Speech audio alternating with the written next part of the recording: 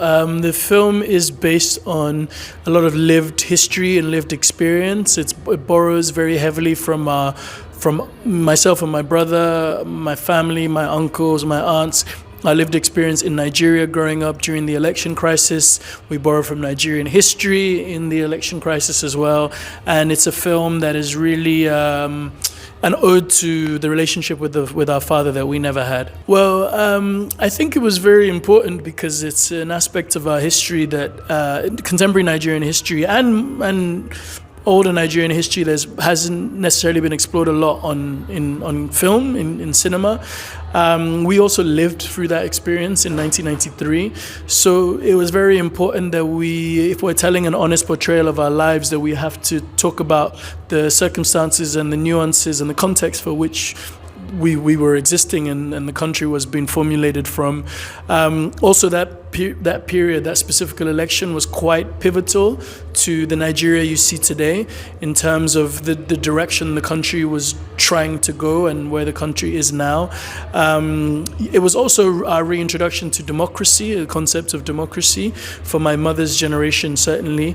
And I think, for all those reasons, it also played a macro part to a micro story. You know, the boys and their father, the relationship between boys and their father is you're meant to grow with your father. Your father's supposed to teach you a lot of things. That was the micro story. And the macro is that, this political figure in the film was supposed to become the father of a nation and lead the nation lead a young nation to something greater, and both of those things are never quite fulfilled. So those were other reasons why we chose to set it in that period. Well, I'm really flattered, and thank you so much for that. It's very, very reassuring to hear. I mean, people see me now, and maybe this is our first introduction, but I've been leading up to this time for about 15 years. I started doing an apprenticeship under different directors, like learning my craft, and then I've probably been directing on my own for about like 8 or 9 years myself. It comes with a village of people. I'm not the only person. I have amazing collaborators. The film is still quite experimental. I think there was very many experimental forms of the edit that we were working towards.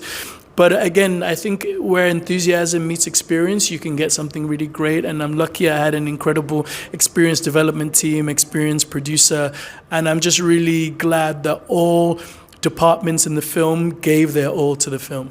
You know what? That would be great. But I'd be remiss if I didn't say I'm very flattered by all these laurels. I think it's great for the film to be perceived in such an incredible way, cross-culturally. I think to be nominated for the Golden Peacock here again is such an incredible honor. Such a prestigious festival in its 56th edition. I would say, a bigger budget would be amazing, but I want a budget that just enables us to tell the story as efficiently as possible.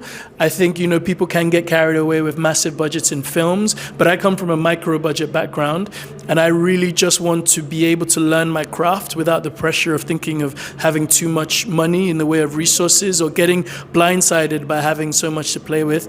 I just want to focus on learning so I can come back for the 57th, 58th, 59th, 60th edition of IFFI and be heralded as a director who really knows what they're doing and isn't just like experimenting, I'm excited for the next film. I'm excited for the future. I'm excited to represent Nigerian films here in India and for IFFI to be the film's Indian premiere. And I hope there can be a lot more cross-cultural relationships moving forward. If the story permits, I've only been in India for one day, and I hope to come back outside of the context of the festival to experience this really majestic and revered country. I've grown up with pictures of India, just whether in Nigeria, whether in Europe. So to be here is actually kind of a bit of a fever dream. I hope maybe in one of the future trips I get to experience more of the diaspora that's based here. I know there's loads of Indians in Nigeria as well. And I think, if the story permits and if there's something right that fits both sides, I would 100% consider it for sure.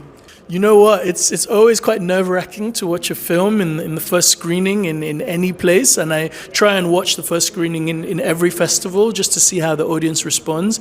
I think the room was incredible. I was really overwhelmed when I walked in to see so many people, because sometimes at a festival you never know if the room would be filled because you're competing against other bigger titles. But yeah, I was really overwhelmed to see so many people in the screening, and they responded really well. So yeah, I'm really honored, and such incredible questions after the film, and it's just really heartwarming that the cinephile audience here came to see our film. My favorite Indian film, you know what, I watched so many films growing up that were dubbed, so a lot of the names probably aren't quite accurate, but I'm going to draw from something a little bit more recent actually. Her name is Sindhya. She made a film called Santosh a couple years ago. It was the British. It got nominated for a BAFTA, and you know, it's just a really, really incredible film because it's a working class story in India. It's quite a long film, but it's so riveting in how it takes you on a journey through this female police officer, and all the bureaucracy that she has to deal with. I think the filmmaker did an absolutely masterful job, and I hope more people get to see the film. The second part of the question? Your favorite Indian artist? Oh, my favorite Indian artist. Oh, that's a tough one. I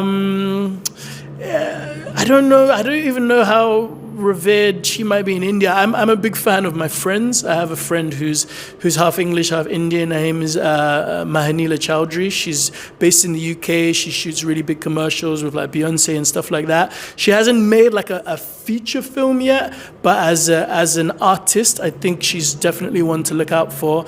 And I'm just really excited for her progress as an artist as well.